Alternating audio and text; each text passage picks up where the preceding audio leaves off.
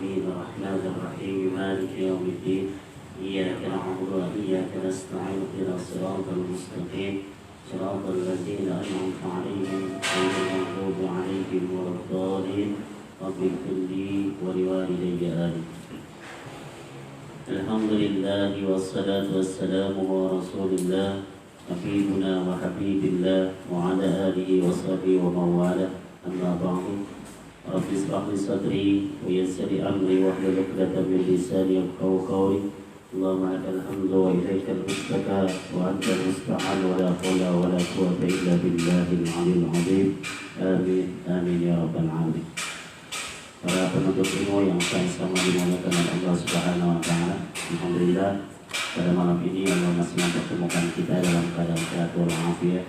Dan insyaallah kita senantiasa dijaga iman kita, dijaga hati kita untuk selalu istiqomah dalam ibadah kepada Allah Subhanahu wa taala. Senanung selawat dan salam tak kita aturkan kehadiran pemimpin dunia dan akhirat kita, wa insyaallah pemberi syafaat di yaumul qiyamah kelak, yaitu baginda Rasulullah sallallahu alaihi wasallam.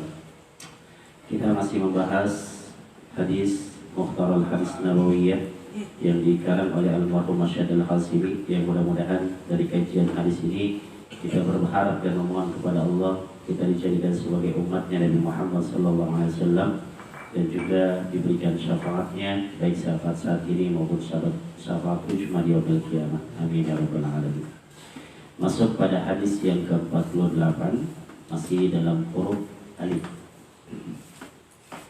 Masih dalam kategori huruf alif. Bismillahirrahmanirrahim. An Ibnu Mas'ud radhiyallahu anhu qala an Nabi sallallahu alaihi wasallam. Kata Nabi,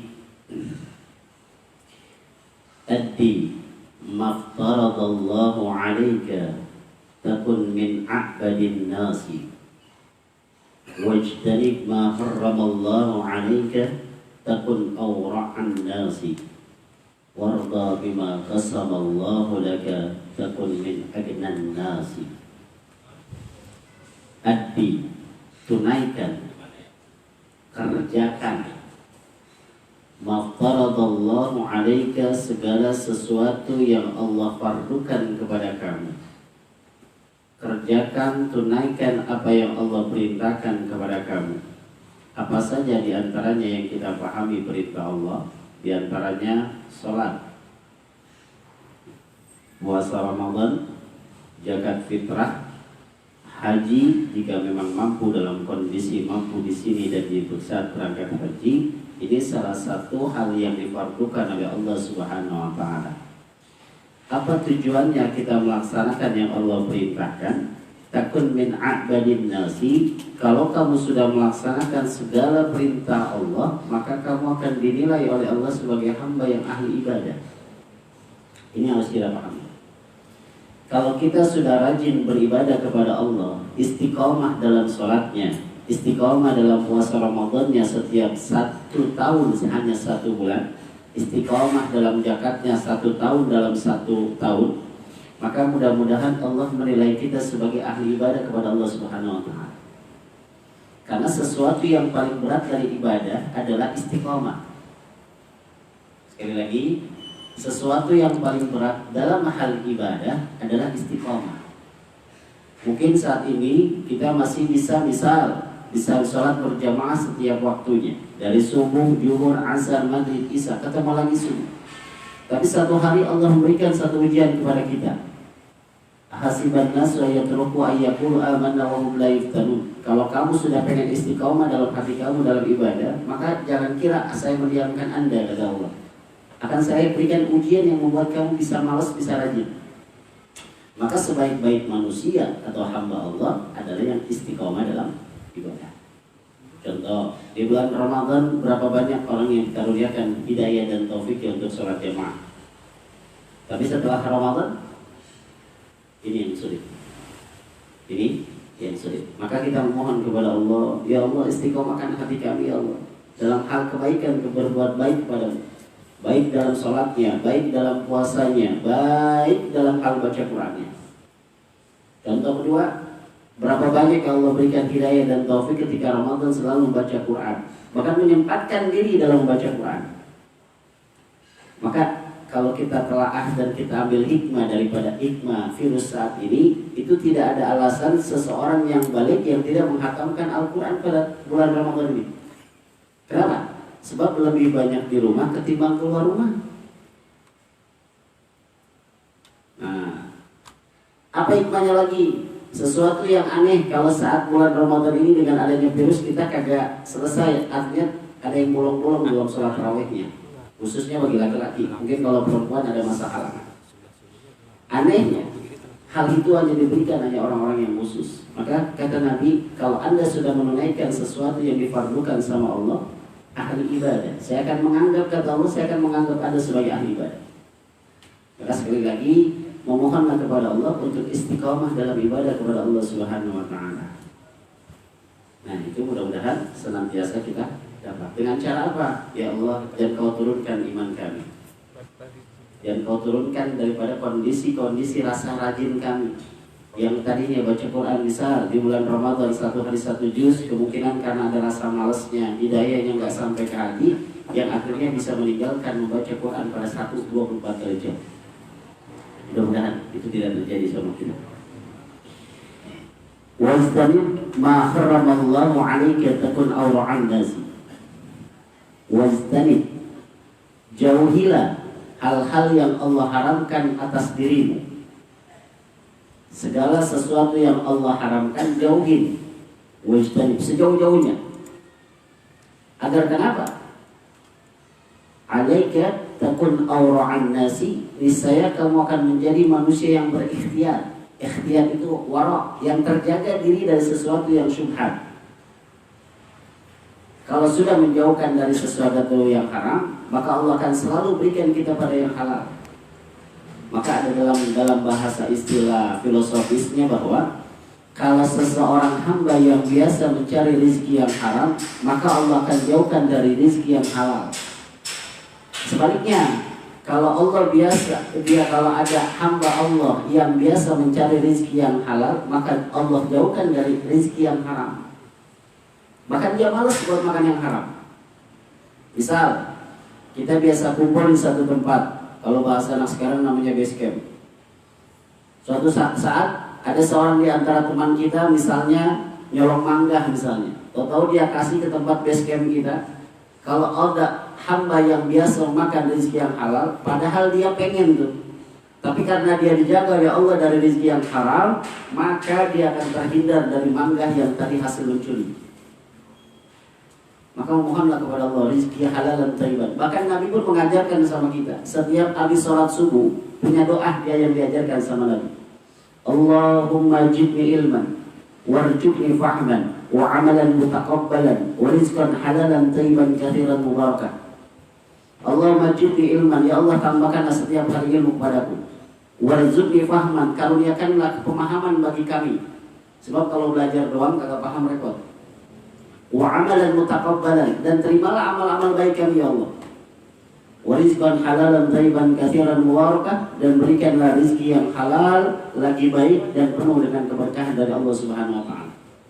Maka kalau kita biasa menjauhi sesuatu yang haram, maka Allah akan arahkan pada hal-hal yang halal.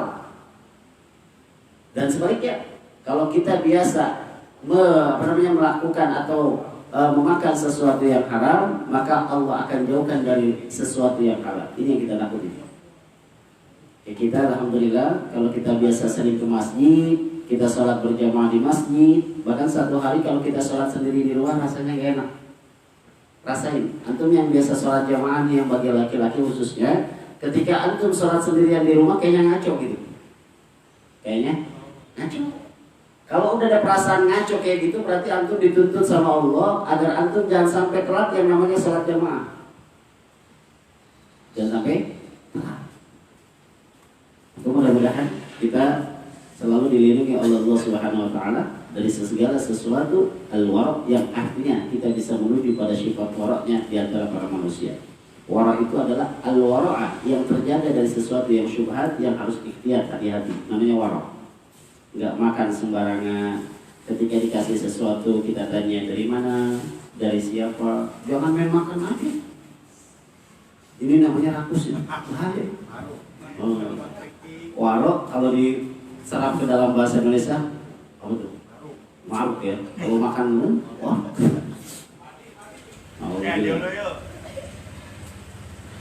Warda bima qasamallahu laka takun min abnan nasi.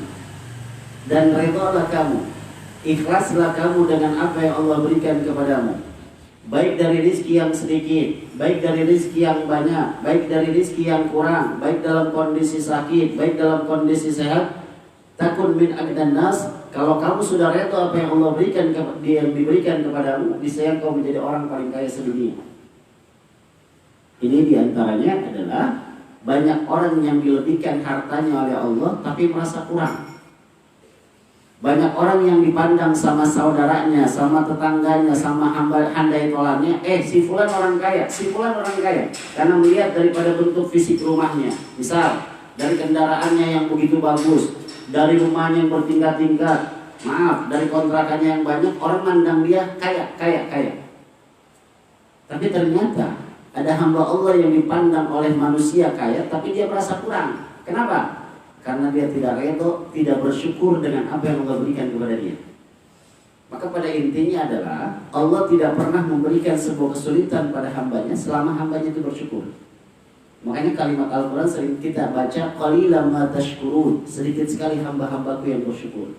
Tapi ketika Allah membicarakan tentang syukur, wa istazana rabbukum la in syakartum la'azidannakum wa la in kafartum inna 'adzabi lasyadid. Kalau Anda bersyukur, saya tambahin nikmat antum. Tapi kalau Anda kufur, hati-hati, ajab saya sangat pedih. Maka dengan redha apa yang Allah berikan dari segala masalah, ya Allah ada masalah, ya Allah ketika nikmat.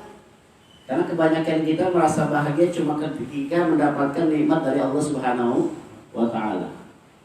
Makanya kalimat dalam surah Al-Fadhar kan gitu kan, fa ammal insanu idza mabtalahu, terus fa akramahu wa na'amahu fa yaqulu rabbi akraman. Kalau emang ada manusia yang sedang diberikan nikmat dalam kondisi senang, dia mengatakan akraman, Allah sedang memuliakan saya. Tapi ketika Allah lagi memberikan kesulitan, lagi memberikan musibah, fa yaqulu rabbi ahana, wah Allah lagi menghinakan saya. Padahal enggak juga. Maka sesuatu yang kurang dari diri kita bukan banyak dikitnya, tapi rasa syukurnya kepada Allah Subhanahu wa Ta'ala.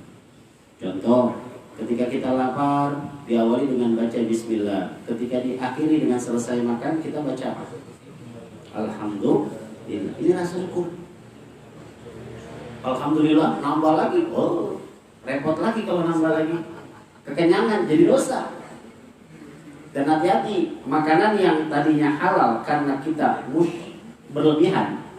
Innallaha la yuhibbul musyrifin. Kalau Anda punya makanan yang tadinya halal lantas berlebihan dalam memakannya dan termasuk golongan-golongan orang yang melampaui batas, maka makanan itu bisa jadi haram. Contohnya apa? Kekenyangan. Kekenyangan itu dosa. Kebanyakan makan. Maka kita tingkatkan rasa syukur kita kepada Allah Subhanahu wa Ta'ala agar kita dinilai oleh Allah sebagai manusia yang paling kaya sejak raya. 3 pesan Nabi yang diajarkan sama kita sebagai umatnya. Pertama, tunaikan apa yang Allah wajibkan. Tunaikan apa yang Allah fardukan, niscaya kau akan saya nilai menjadi ahli ibadah. Jauhi dari segala sesuatu yang haram, aku akan berikan kau titelnya waraf. Dan ketika engkau bersyukur dalam setiap kondisi yang aku berikan, aku akan nilai dirimu adalah sebagai hamba-hamba yang paling kaya sedunia. Mudah-mudahan 3 karakter ini yang dinasihati oleh Nabi ada dalam diri kita. Walaupun tidak 3-3-nya, yang penting satunya ada. Istiqomah dalam ibadah, istiqomah menjauhi hal yang haram, dan istiqomah dalam bersyukur kepada Allah Subhanahu wa Ta'ala. Dan ada satu pertanyaan misalnya, Ustaz, bagaimana ungkapan rasa syukur kita kepada Allah? Di antaranya yang diajarkan sama Nabi dari hadis Aisyah radhiyallahu anha bahwa ketika Rasulullah sedang melaksanakan sholat dan Rasulullah itu dalam kondisi berdiri, Siti Aisyah terbangun dari tidurnya. Melihat begitu lamanya Rasulullah sholat. Ingat, Rasulullah sholat sunnahnya itu lama. Selesai salat, Siti Aisyah bertanya, ya Rasulullah, engkau adalah manusia yang paling sempurna. yang apabila engkau belum melakukan dosa sudah Allah jamin ampunannya, dan kau akan memberikan syafaat sebagai pemberi syafaat nanti di yaumil qiyamah. Kenapa betis kamu sampai bengkak belum melaksanakan sholat? Apa jawaban Nabi? Afala akunu 'abdan syakura. Alangkah baiknya saya menjadi hamba yang bersyukur. Maka semakin antum banyak melaksanakan sholat, semakin rasa syukur kita bertambah kepada Allah Subhanahu wa ta'ala. Sholat. Sama contohnya. Saat ini sholat tarawih ada gak? Udah gak ada. Tarawih itu hanya di bulan Ramadan dengan usul di sunnah tarawih. Itu makna daripada tarawih di bulan Ramadan. Tapi kalau kita maknai dengan terjemahan secara kamus bahasa Arab, tarawih dari kata raubun, istirahat. Jadi sebenarnya walaupun Ramadan sudah tidak ada dalam kondisi usai Ramadan tidak ada tarawih, tapi setelah Ramadan ada sholat-sholat yang bisa kita kerjakan dalam kondisi tarawih. Sholat sunnah maksudnya. Apa diantaranya sholat sunnah yang kita sebagai pengganti tarawih? Misal, 1. Sholat sunnah awwabin, 2. Sholat sunnah taubat, 3. Sholat sunnah birrul walidain, 4. Sholat sunnah hifdzul iman, 5. Sholat sunnah syukur nikmat, 6. Sholat sunnah istikharah, 7. Sholat sunnah hajat, 8. Sholat sunnah tahajud, 9. Sholat sunnah tasbih, 10. Sholat sunnah witir. Pas 23 rakaat setiap malam kita tarawih.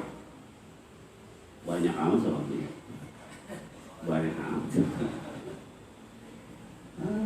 Maka tarawih itu hanya adalah bahasa sholat sunnah tarawih di bulan Ramadan, tapi pada hakikatnya usai Ramadan pun tarawih itu bisa diganti dengan tadi 10 sholat dan jumlahnya 23 rakaat.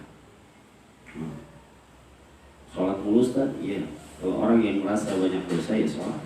Kalau orang yang gak merasa banyak dosa ya jarang sholat. Orang yang banyak bersyukur sering sholat. Orang yang jarang bersyukur jarang sholat.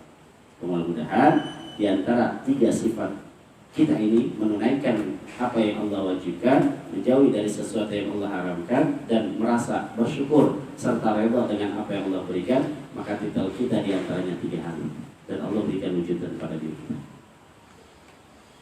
Paham? Paham. Kalau nanti malam biasa sholat tahajud di malam hari, karena kemarin Ramadan kita tahajud, jangan sampai kita nggak tahajud. Kalau kemarin tarawih kita sholat sunnah tasbih, ya mungkin kalau sholat sunnah tasbih ya mungkin adanya cuma setahun sekali gitu kan, cuma 3. Maka ada sesuatu yang kita rindukan di Ramadan. Sama contohnya, kalau antum biasa tiap hari makan tempe, pakai nasi tempe, 1 bulan nasi tempe, kira-kira bosan nggak? Bosan. 1 hari saya kasih antum nasi aja nggak pakai tempe, kira-kira nanyain nggak? Mana tempe? Nah, sama. Di Ramadan kita kerjakan sholat sunnah begitu banyaknya. Nah, usai Ramadan ada sesuatu yang hilang. Mana tempenya? Mana sholatnya? Gitu. Kata Allah, mana sholatnya? Maka kalau untuk mengukur penilaian Allah kepada diri kita, lihat setelah Ramadan ini apa yang kita lakukan. Setelah Ramadan ini apa yang kita lakukan. Ada orang yang pas Ramadan selesai baca Quran selesai. Ada orang yang usai Ramadan sholat tarawihnya rajin di waktu Ramadan, usai Ramadan tarawihnya jamaahnya hilang. Maka kalau kita pengen dapat nilai dari Allah, yuk mau Ramadan mau tidak Ramadan, istiqomah baca Quran, istiqomah sholat jamaah, istiqomah sholat tahajud. Kalau ada orang yang istiqomah walaupun Ramadan meninggalkan kita, maka itu termasuk ciri-ciri orang yang puasa Ramadannya diterima oleh Allah Subhanahu wa ta'ala. Maka kalau saya lagi cerita sama teman-teman tentang Lailatul Qadar, ada yang bilang malam ini, ada yang bilang malam itu, ada yang bilang malam itu. Saya katakan sama teman-teman, Lailatul Qadar itu tamu spesial. Ada seseorang rumah yang didatangi dengan tamu spesial, ada orang yang tidak didatangi. Yang penting mah kita udah ibadah aja. Mau malam Lailatul Qadar, mau tidak malam Lailatul Qadar, ibadah aja. Dari malam pertama Ramadan udah start sampai akhir Ramadan start. Mudah-mudahan di antara malam-malam itu saat kita besar lagi baca Quran, kita lagi sholat sunnah, kita lagi berdoa kepada Allah, Allah kabulkan karena setiap malam kita hidupkan. Maka di antaranya ada orang-orang yang mendapatkan pahala Ramadannya, dan lihat setelah Ramadannya makin rajin atau tidak. Mudah-mudahan kita yang makin rajin ya. Rajin ngapain? Tidur. Paham? Hadis selanjutnya, hadis ke-49 yang diriwayatkan dari Ali radhiyallahu karamallahu wajhah dan riwayat Imam Ad-Dailami. Sanadnya dari Sayyidina Ali, riwayatnya Ad-Dailami. Apa kata Nabi? Addibu auladakum ala salasi khisalin. Didiklah anakmu, tanamkan dalam hati nuraninya. Kalau addibu, ajarin sampai dapat. Ajarin sampai dia paham. Addibu namanya.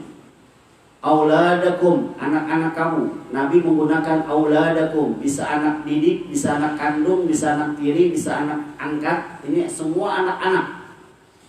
Ala salasi khisalin, atas 3 perkara. Ajarin 3 perkara ini pada anak anda. Apa yang diajarkan dan diutamakan oleh Nabi? Hubbi nabiikum. Tanamkan rasa cinta dalam hati anak anda kepada nabinya. Siapa nabi kita?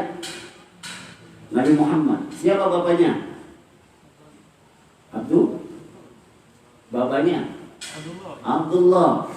Kakeknya? Ya kan? Dari kakeknya lagi buyutnya? Terus habis mana? Jauh lagi.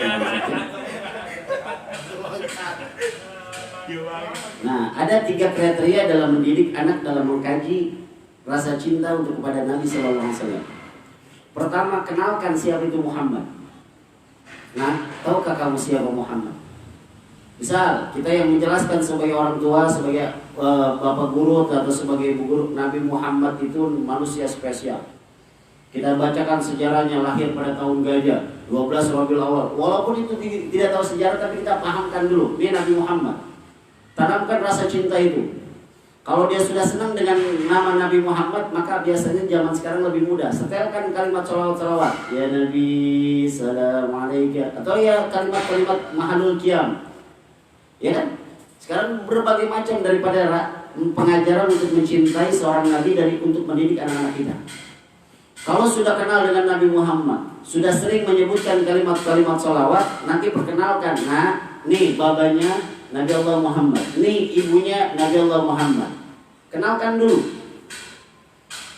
Kadang-kadang ada murid yang bertanya, Ustaz, apakah Nabi Muhammad keturunan Nabi Adam juga? Iya, kenapa emang? Kenapa lebih mulia Nabi Allah Muhammad ketimbang Nabi Allah Adam alaihissalam? Gitu ya? Saya katakan bahwa saat menjawab pertanyaan seorang murid, apakah ada seorang bapak yang bukan kiai? Ada. Lantas ada anaknya yang kiai? Ada. Lebih mulia siapa? Bapaknya atau anaknya? Anaknya.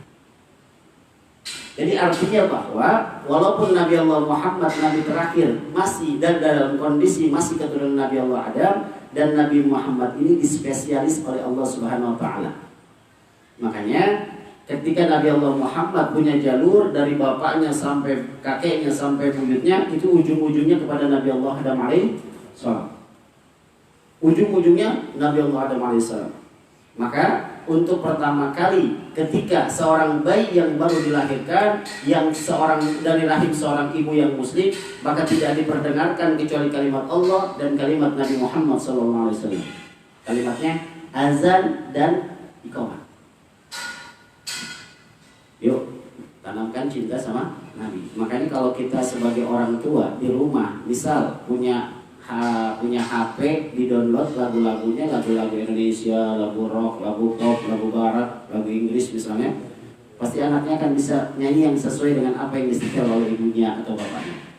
Tapi kalau di rumah kita yang biasa disetel Al-Quran dengan selawat-selawat kepada Nabi, insya Allah anak kita pun akan mengikuti apa yang disetel oleh bapak dan ibunya. Maka tanamkan rasa cinta pada anak-anak kita kepada Nabi Muhammad SAW. Pertanyaannya, kita cinta gak sama Nabi? Kadang-kadang cinta kita dusta ya. Kadang-kadang cinta kita dusta. Dan bagaimana caranya untuk mencintai baginda Rasulullah? Salah satunya kita baca hadis-hadis para ulama, yang hadisnya itu dari sumbernya dari para sahabat, dari sahabat ke tabi'in, tabi'in wa man tabi'u bi ihsan ila yaumil din, sampai ulama pada masa-masa saat ini. dan setelah kita kaji hadis Nabi, lalu kita amalkan apa yang diajarkan sama Nabi Sallallahu Alaihi Wasallam. Yang kedua, kalau sudah ditanamkan rasa cinta kepada baginda Rasulullah, wa hubbi ahli baitihi. Hei nak, kamu udah cinta sama Rasulullah, kamu sudah kenal sama Rasulullah, kamu bahkan bisa baca salawat. Maka kedua adalah tanamkan rasa cinta kepada keluarganya Nabi. Yang tadi saya katakan, perkenalkan kakeknya, perkenalkan istri-istrinya, perkenalkan anak-anaknya Nabi Muhammad, istrinya yang pertama sampai ke-11, sampai istri yang nanti ada Maria Al-Giftiyah. Maka dari hal kayak gitu kita akan tanamkan rasa cinta, dan hampir semua anak bisa diajarkan tentang baginda Rasulullah SAW. Nah, ahli baitihi ini kalau sudah kita perkenankan mencintai keluarganya Nabi, kembalikan lagi, anak pun harus dididik mencintai keluarga kita sendiri. Maaf, kadang-kadang anak yang nakal di sekolah, anak yang nakal di luar rumah bukan disebabkan karena lingkungan dan sekolahannya, tapi kebanyakan orang anak itu menjadi nakal disebutkan karena tidak sejahteranya dari antara, atau tidak akurnya, atau tidak harmonisnya hubungan antara bapak dengan ibu. Kalau bahasa kerennya broken home. Maka kata Nabi, kalau Anda sudah mengajarkan anak Anda cinta pada keluarga Nabi, maka tanamkan rasa cinta kepada keluarganya. Berapa banyak orang yang bisa akrab dengan orang lain tapi jahat dengan keluarganya, gitu kan? Berapa banyak orang yang bisa curhat sama orang lain, tapi dia ketika curhat sama ibunya, curhat sama orang tuanya, curhat sama abangnya, malah dia tidak mau. Mungkin ada yang salah dari dulu didikannya. Yuk, maka yang pertama kita tanamkan setelah cinta kepada baginda Rasulullah, keluarga baginda Rasulullah, maka yang kita tanamkan cinta kepada keluarga kita sendiri. Oh, susah nih. Adik sama abang kadang-kadang pada berantem. Oh, gitu. Gimana mau makmur? Gimana mau sejahtera? Kadang-kadang lebih akrab sama orang lain, tapi lebih jahat sama abang, gitu kan? Jangan. Tanamkan kesejahteraan, keharmonisan di dalam rumah keluarga kita. Makanya saat ini ada spanduk sebesar-besarnya mengucapkan kalimat selamat Idul Fitri dengan atas nama keluarga. Kayak saya nih, keluarga almarhum Haji Ma'rufi, gitu kan? Syukron, keluarga siapa? Bani Hasim, Bani gitu. Itu keluarga boy. Karena tanamkan cinta dulu pada keluarga. Buat apa kita bergaul akrab dengan yang lain tapi tidak akrab dengan keluarga? Ini sering berantem, makanya heran dulu dengan keluarga. Kan enak kalau bersama keluarga. Bahkan di masa COVID-19 ini banyak orang-orang yang tadinya sering buka puasa bersama di luar rumah, di restoran ini, di kafe ini. Karena kondisi kayak gini bersama keluarga. Walaupun makannya cuma ikan asin doang ya. Yang penting bersama keluarga. Kita pun sama, orang yang sering sholat jamaah di masjid, keluarga masjid. Yang pernah saya katakan, kalau di Spanyol ada namanya tim Real Madrid. Kalau di Sumobor, Real Masjid. Real Madrid, Real Masjid. Siapa yang menang? Yang ketiga, yang inti daripada ucapan Nabi, setelah cinta sama Nabi, cinta keluarga Nabi, cinta keluarga sendiri, maka kata Nabi, wa qiraatil Qur'ani. Tanamkan anak-anakmu rasa cinta untuk membaca Al-Quran.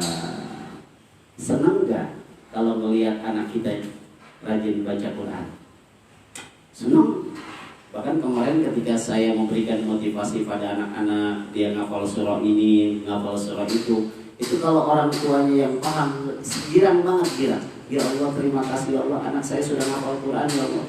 Walaupun hanya surah Al-Ghasyiyah, walaupun hanya ngafal surah Al-Rahman, surah Al-Waqiah, orang tua akan salut dengan hafalan-hafalan kayak gitu. Kenapa dia bisa ngafal?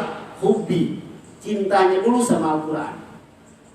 Dan ternyata anak-anak yang membaca dan menghafal Quran, walaupun kondisi maaf, orang tuanya banyak dosa, Allah ampuni dosanya.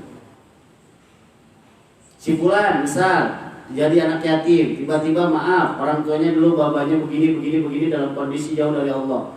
Anaknya terdidik dengan untuk membaca Quran, dia hafalkan Al-Quran. Insya Allah dengan hafalan Quran seorang anak, Allah lindungi bapaknya daripada siksanya kubur dan siksanya api neraka. Cuma gara-gara anak diwujudkan sebagai pencetak penghafal Quran. Yuk, walaupun kita kagak hafal semua, maka akhir hadisnya adalah fa inna hamalatal Qur'ani fi dhillillah. Fa inna, maka sesungguhnya hamalat itu bukan menghafal tapi membawa.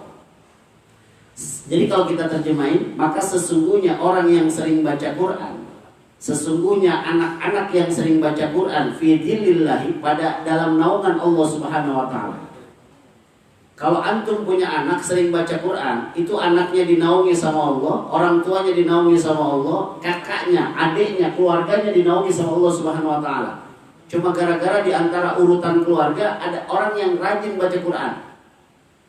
Hebatnya lagi, yauma la zilla illa dhilluhu ma'anbiya'i wa asbiyaihi. Pada hari kiamat nanti di padang mahsyar yang tidak ada naungan kecuali naungan Allah dan orang-orang yang sering baca Quran. Ingat, bukan hafal aja. Yang sering baca Quran, apalagi yang hafal, akan berada dalam naungan Allah bersama para anbiya'ihi, nabi-nabinya, wa asbiyaihi, kekasih-kekasihnya. Oh, makanya begitu. Maka kalau saran saya, kalau antum sebagai wanita cari suami yang ada yang hafal Quran.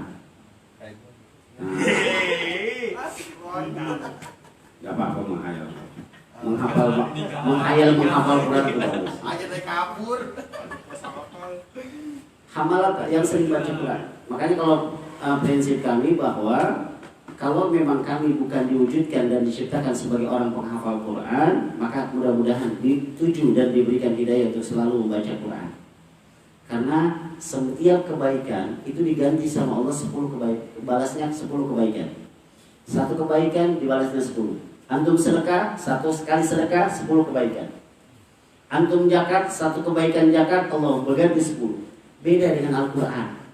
Al-Quran bukan bicara per kalimat. Satu huruf Anda baca 10 kebaikan. Kan kemarin sudah saya ucapkan, ada berapa juz? 30 juz. Berapa surah? Oh. Berapa ayat? 6.236 ayat. Berapa kalimat? 77.439 kalimat. Berapa huruf? 23 nih, 180 huruf. Berapa tanda baca? 7.777 tanda baca Al-Quran. Maka orang yang paling rugi adalah orang yang tahu satu hari satu malam 24 jam tapi tidak ada waktu buat membaca Al-Quran. Nauzubillah min dzalik. Maka janji kita kepada Allah Subhanahu wa taala, deklarasi kita kepada Allah dan surat cinta Allah buat kita adalah Al-Quran. Yuk, walaupun kondisi kita, maaf, kalau wanita ada namanya masa halangan haid. Masa halangan haid, apakah boleh membaca Al-Quran? Kalau membaca, boleh. Iya, nggak boleh megang Quran sambil baca. Antum niatnya zikir.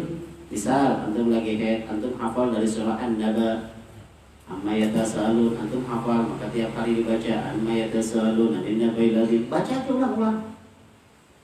Maka kalau menurut pandangan saya dalam konteks hadis ini, orang yang hafal Quran itu selalu mendapatkan kebaikan setiap harinya walaupun kagak hafal-hafal.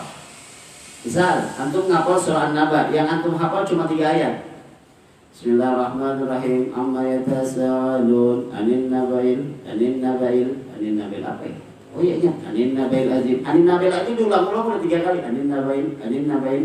Itu dapat pahala dari Allah Subhanahu wa taala.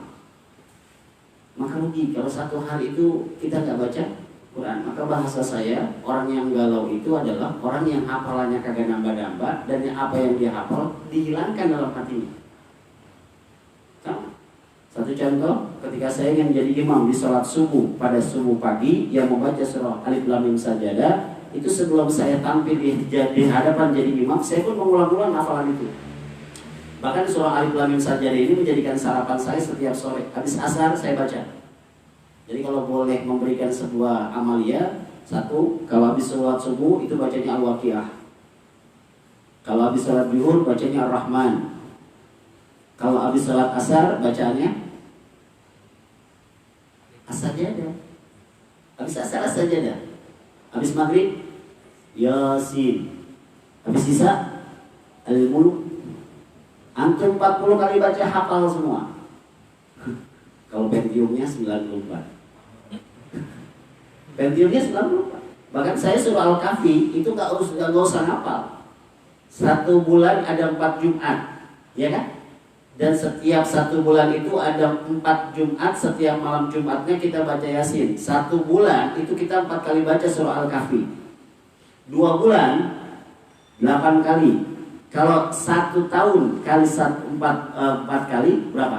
12 kali 4 38. Tambahin lagi 40 kali antum baca, itu 40 kali antum hafal surah Al-Kahfi. Jadi nggak usah menghafal dengan Bismillahirrahmanirrahim, Alhamdulillahilladzi anzala 'ala 'abdihi al-kitaba wa lam yaj'al lahu iwaja. Kalau antum memang tidak bisa metode menghafal seperti itu, jangan pernah lepas setiap malam Jumat atau hari Jumat atau sore Jumat baca surah Kahfi berturut-turut setiap Jumat. Insya Allah Allah berikan penempelan pada ayat-ayatnya dalam hati, dan baca ke-41 antum sudah hafal. Jadi sistem hafal begitu. Kalau yang kagak bisa metode 1 hari hafal. Jadi kalau saya, metode saya cinta dulu. Ini surah apa nih saya pengen cintai? Saya baca surah yang saya pengen hafal, surah Al-Fat, surah ke-48 ada 29 ayat. Inna fatahna laka fathan mubina. Saya tanamkan kecintaan dulu saya sama Al-Fat. Ya Allah, saya cinta dengan surah ini ya Allah. Saya cinta dengan surah ini ya Allah. Maka tanamkan kecintaan saya dan tempelkan ke hati saya. Allah permudah hal itu. Allah permudah. Yuk, jadi 3 hal yang diingatkan oleh Nabi. Wahai umatku, seakan-akan Nabi mengatakan, wahai umatku, didiklah anakmu dengan 3 hal. Tanamkan rasa cinta kepada nabinya, Nabi Muhammad SAW, yang jalurnya sampai kepada Nabi Allah Adam alaihissalam. Kalau boleh diurutkan dengan bahasa Muhammad SAW bin Abdullah bin Abdul Muttalib bin Hasim bin Abdul Manab bin Qusay bin Kilab bin Murrah bin Ka'ab bin Lu'ay bin Gharib bin Fihr bin Kinana bin Khudaimah bin Mudrika bin Ilyas bin Mular bin Ma'ad bin Adnan bin Adi bin Adri bin Muqawwam bin Nadir bin Talih bin Ya'rub bin Yasrub bin Nabid bin Ismail alaihissalam bin Ibrahim alaihissalam bin Azar bin Nakhul bin Abil bin Kinan bin Al-Farshad bin Syam bin alaihissalam bin Mahraulail bin Matusalha bin Kinan bin Anusi bin Syid bin Adam alaihissalam. Ulangi. Katanya cinta sama Nabi. Iya. Muhammad 4 kali dalam Al-Quran diucapkan oleh Allah, 4 kali. Kita bahas lagi itu.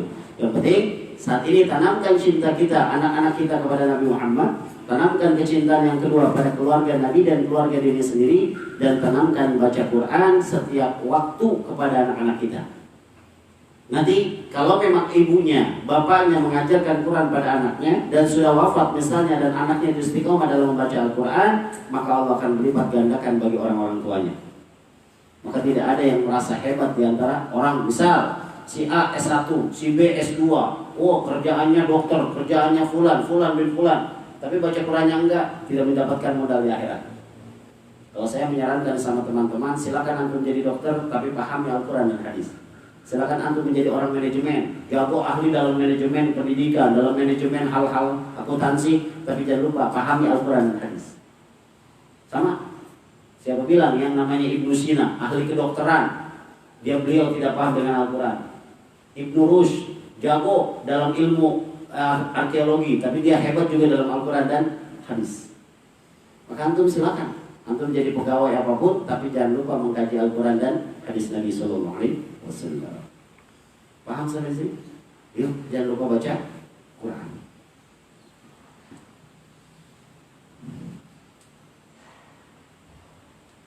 Hadis yang selanjutnya, Ad'ullaha wa antum muqinuna bil ijabah. Berdoalah kepada Allah, syaratnya antum yakin pasti diterima oleh Allah Subhanahu wa taala. Banyak orang yang berdoa tapi kagak yakin sama Allah. Padahal Allah bilang ud'uni astajib lakum. Kalau antum berdoa saya terima. Dan yang harus kita pahami, doa itu diterima dalam 3 hal. Paham ini? Doa itu diterima dalam 3 hal. 1, doa yang langsung Allah ijabah atas kebutuhan kita. Misal, ya Allah, saya nggak punya rumah. Rumah saya udah jelek banget gitu ya. Ada yang langsung Allah kabulkan, Allah berikan rezeki, dia bikin rumah. Itu langsung Allah ijabah. Ada namanya doa yang ditunda buat keturunannya. Hari ini si orang tua berdoa, ya Allah berikanlah ilmu, Allah majidni ilman warjubni fa'aman wa amalan mutaqabbalan wa rizqan halalan thayyiban katsiran mubarakah. Misal, tapi orang tuanya dalam kondisi apa adanya aja. Dia kerja sebagai petani, dia kerja sebagai ini, dia kerja sebagai ini. Tapi banyak anak yang berhasil jadi sarjana, jadi orang-orang yang kepentingan di misalnya di departemen. Orang yang penting di kantor. Itu bukan karena hebatnya seorang anak, tapi ada doa orang tua yang kagak sengaja dia terima. Makanya kadang-kadang ada anak yang sombong sama orang tua, langsung neraka ente. Dia lupa. Bapaknya seorang petani, bapaknya ikhlas banget keringatnya sampai begitu capeknya dia berdoa mengangkat tangan, ya Allah jadikan anak saya orang sukses, jadikan anak saya yang soleh. Orang tuanya biasa aja, tapi anaknya banyak yang berhasil. Itu namanya ada orang yang berdoa yang tidak dijawab langsung buat dirinya, tapi buat keturunannya. Maka ingat, ketika saya selesai tesis S2, dipesankan sama dosen saya, ada 3 profesor. Kata dosen saya, Putri, ada 2 orang yang menurut kehidupan alam ini, sekalipun kita punya titel sampai nanti antum kuliah S3, 2 orang ini gak bakal dikalahkan. Dan antum jangan pernah macam-macam sama 2 orang ini. Antum macam-macam, kacau hidup antum. Antum macam-macam, ilmu antum bisa diangkat oleh Allah. 1, orang tua. Tentang orang tua ke sekolah, pintaran saya Pak. Oh boleh, pintaran saya. Emang iya, pintaran anak dibanding orang tua. Tapi karena kadang-kadang anak merasa tinggi, bapak bisa apa sih? Ayah bisa apa? Saya ini orang kuliah, nauzubillah, ilmunya hati-hati. Itu diangkat sama Allah, kata dosen saya. Yang kedua, guru antum. Guru antum, apalagi guru yang ngajarin antum dari huruf alif, ba, ta, sa. Antum lagi ceramah suruh turun, suruh cium tangan sama antum. Oh. Jadi kadang-kadang ada anak yang saat ini pintar di hadapan orang, tapi tidak berakhlak sama 2 orang ini, maka Allah cabut keilmuannya dan keberkahan daripada hasil hidupnya. Maka hati-hati. Jadi kalau nanti Fadil, Sukron, atau Kiki jadi orang berhasil, jangan sombong sama orang tua. Mama diam-diam aja, makan gak sekolah, ini pendapat saya. Oh gak boleh, bahaya. Antum yang kuliah jangan merasa pintar dengan kondisi orang tua. Ingat, orang tua itu berdoa mengangkat tangan, ya Allah jadikan anak saya sukses. Walaupun bapaknya cuma misal, maaf, sebagai cuma tukang atau sebagai kuli, tapi anaknya banyak yang berhasil. Yang ketiga, Allah pasti mengijabah doa seorang hamba. Tidak diberikan saat itu atas doanya, tidak diberikan buat keturunannya, tapi disimpan buat di akhirat. Buat disimpan. Jangan ya, ntar kalau kamu saya berikan ini, ntar kamu jadi lupa dengan saya. Ingat, Allah itu maha cemburu. Lebih cemburu Allah dibanding kita. Apa yang dia bikin cemburu? Allah kalau melihat hambanya yang rajin ibadah, dia rajin sholat jamaah, dia rajin ta'lim, dia rajin baca selawat, dia rajin berzikir, tiba-tiba lenceng dari jalan itu, Allah cemburu. Dan Allah gak mau memberikan seorang hamba yang akhirnya ketika dia diberikan, dia akan jauh dari Allah. Misal, saat ini saya gak punya mobil. Ketika saya mohon sama Allah, kata Allah, Hudri, antum jangan punya mobil dulu ya. Ntar kalau udah punya mobil, antum jalan ke masjid. Itu bisa terjadi sama saya. Oh, kalau saya punya mobil, udah nggak usah ngaji ekron, kita jalan aja ke puncak. Bisa begitu kan? Bisa jadi. Karena saya udah lelah dengan kondisi masa begini mulu gitu kan. Makanya Allah, apa yang diberikan kepada Allah dari Allah kepada kita saat ini, inilah yang terbaik buat kita. Mungkin kalau Hudri punya mobil, malam ini kita bisa ketemu. Kita lagi ngaji gitu. Harusnya kan lagi ngaji, tapi tiba-tiba ke puncak. Kalau dia punya mobil, orang-orang udah aja Allah Akbar salat jamaah, udah lagi nyuci mobil. Apa coba gitu kan? Maka kata Allah, jangan di sini ya, ntar saya bikin kendaraan di akhirat. Tapi yakinlah, setiap doa yang kita mustajabahkan, yang kita angkat tangan kita dan ngomong kepada Allah, istajib lakum, aku akan terima. Tapi salahnya kita kagak sabar. Ya Allah, dari kemarin kita minta mulu kali lagi. Itu Yang kedua, dalam berdoa ingat, jangan sesuatu yang buruk. Jangan pernah berdoa dengan sesuatu yang buruk, walaupun kita tahu si fulan benci sama kita, si fulan memfitnah kita, si fulan begini-begini. Angkat tangan, katakan yang baik. Ya Allah, kalau memang dia salah, maafkan kesalahan saudaraku ya Allah. Kalau memang saya yang salah, maafkan kesalahanku ya Allah. Jangan pernah mengucapkan kalimat-kalimat laknat kepada hamba-hamba Allah Subhanahu wa taala. Misal, saya benci sama si fulan, ya Allah si fulan jahat banget sama saya, makin buruan ya Allah, makin, enggak boleh. Kenapa? Sebab doa itu akan kembali kepada diri kita. Apapun yang kita ungkapkan sama Allah akan kembali. Maka berdoalah yang baik-baik biar malaikat mengaminkan sesuatu yang baik. Ya, jangan jahat. Maka bersyukurlah orang-orang yang membenci orang-orang alim, didoain. Tuh. Makanya saya bersyukur ketika saya ditanya sama teman-teman, udah kok bisa begini? Iya, dulu kan sekolah Badung, makanya kita didoain sama kiai. Yang kagak Badung nggak didoain sama kiai kan? Iya harus Badung memang. Kalau banyak kiai di sekolahan, wah Badung. Ntar yang nanganin kiai. Nah, saya ceritanya begitu Pak. Jadi teman-teman saya yang dulunya sering disetrap, yang serunya digamparin, ditanya sama kiai, maunya apa? Doain saya kiai jadi kiai gitu kan? Ya udah kiai doain. Gitu. Yang pintar didoain nggak? Enggak, karena dia nggak Badung. Akhirnya timbullah sebuah kalimat filosofinya, anak yang Badung lebih berhasil ketimbang anak yang pintar di sekolah. Tapi ya udah kata ustadznya yang Badung nggak boleh juga. Jangan tinggi. Jangan diterjemahkan secara lafzi, ya harus dengan maknanya. Nah, setelah kita yakin apa yang Allah beri, Allah akan ijabah dari doa kita, wa'lamu, dan ketahuilah kata Nabi, annallaha ta'ala la yastajibu du'a min qalbin ghafilin lahi. Hai umatku, kata Nabi, sesungguhnya bahwasanya Allah Ta'ala Subhanahu wa Ta'ala tidak akan menerima doa seorang hambanya min qalbin ghafilin lahi, yang hatinya lalai dan main-main. Jadi doanya kagak serius. Doanya kagak serius. Ya Allah, murahkan rezeki saya. Kalau itu pun kalau engkau mau ya Allah, kalau kagak ya udah. Ya Allah. Enggak boleh dong gitu. Enggak boleh.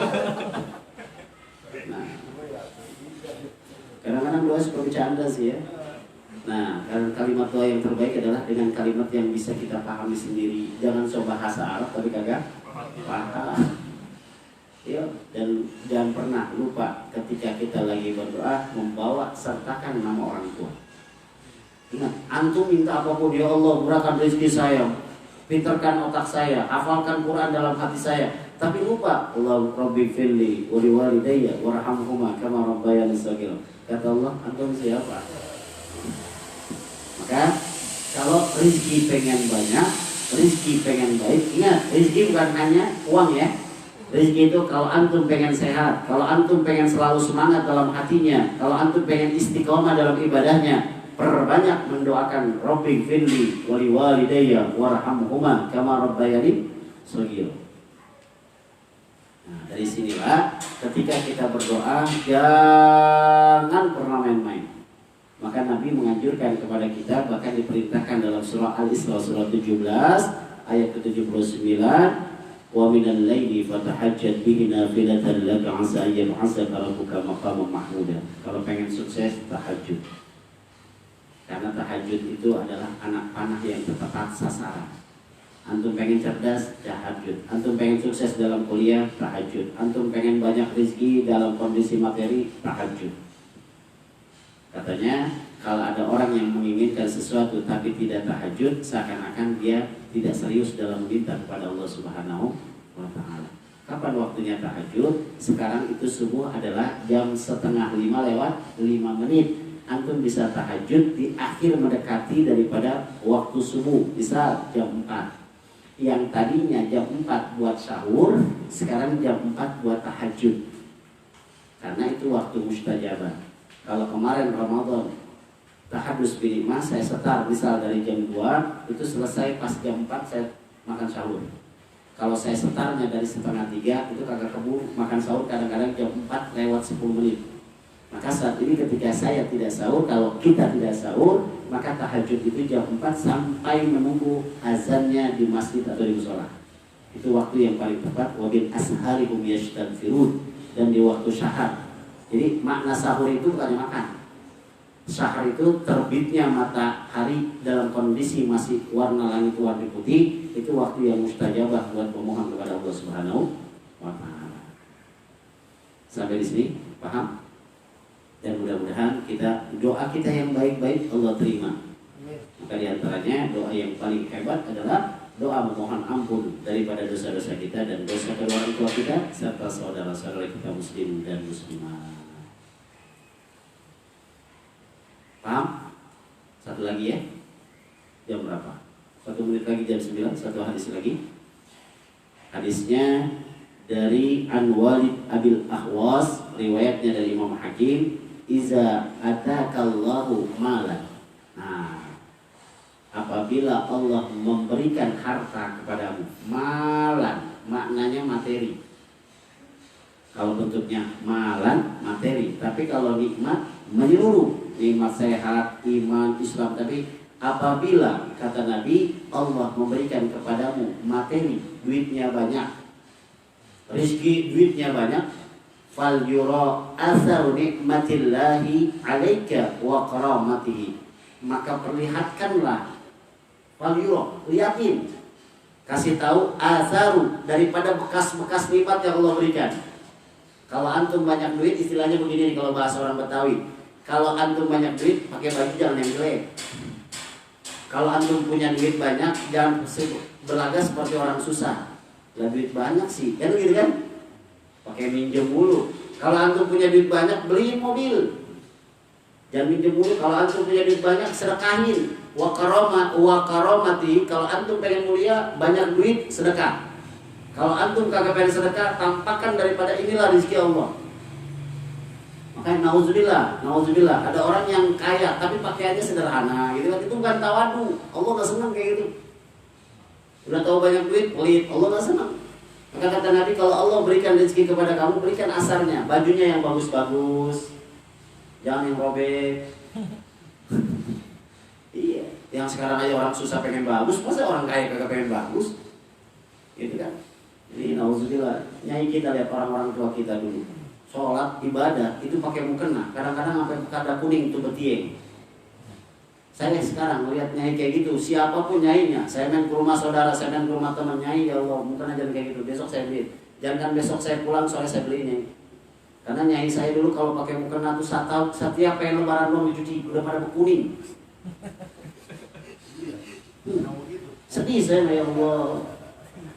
Jadi makanya kalau antum masih punya orang tua, terus datang ke rumah orang tua, ngelihat orang tua mukenahnya kuning, udah mau sama mak, sini saya bawa. Mukenahnya kita bawa, beliin yang harga 300.000, 500.000. Itu sebagai asar nikmat, ada bekas nikmatnya. Ini pelit banget. Iya.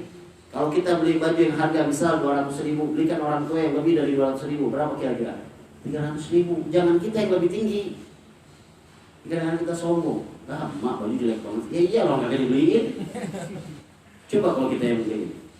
Jadi kalau antum sudah kerja, kalau antum sudah diberikan rezeki untuk dicari sendiri, jangan pernah melebihkan harga pakaian kita dibanding harga pakaian orang tua.